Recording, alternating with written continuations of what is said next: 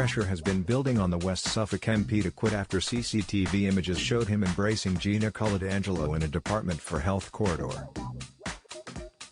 The pictures are from 2 weeks prior to guidance on social distancing being eased on May 17. Labour and the Lib Dems have demanded he stand down for breaking the rules.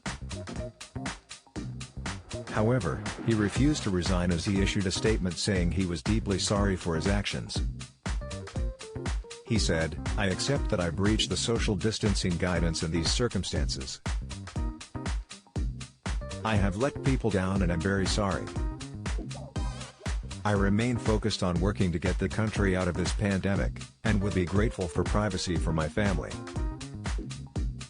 There was already intense scrutiny on the health secretary for his conduct in office, with questions raised over his role and mistakes made during the pandemic. Has been accused of failing nurses over the personal protective equipment shortage, blamed for placing the vulnerable at risk over the discharge of COVID patients from hospital to care homes, and quizzed over the handing out of pandemic government contracts to close personal friends. Ms. Coladangelo was brought in to advise the health secretary voluntarily on the handling of the pandemic last March. However, she was later placed on the payroll, using taxpayer cash to fund her role.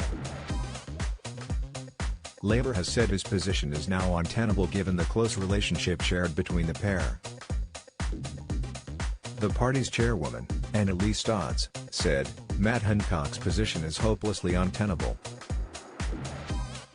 Boris Johnson should sack him." Ministers, like everyone, are entitled to a private life, a Labour spokesperson added. However, when taxpayers' money is involved or jobs are being offered to close friends who are in a personal relationship with a minister, then that needs to be looked into. The Lib Dems accused the health secretary of hypocrisy and said he should be immediately sacked by the Prime Minister. Health and Social Care spokeswoman Munira Wilson MP said, "Matt Hancock is a terrible health secretary and should have been sacked a long time ago for his failures.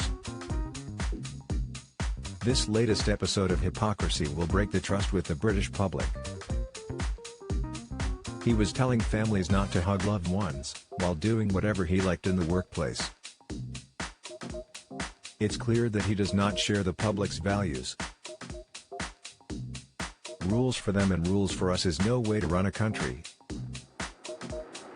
From the PPE scandal, the crisis in our care service and the unbelievably poor test and trace system, he has utterly failed. It is time for the health secretary to go. More to follow.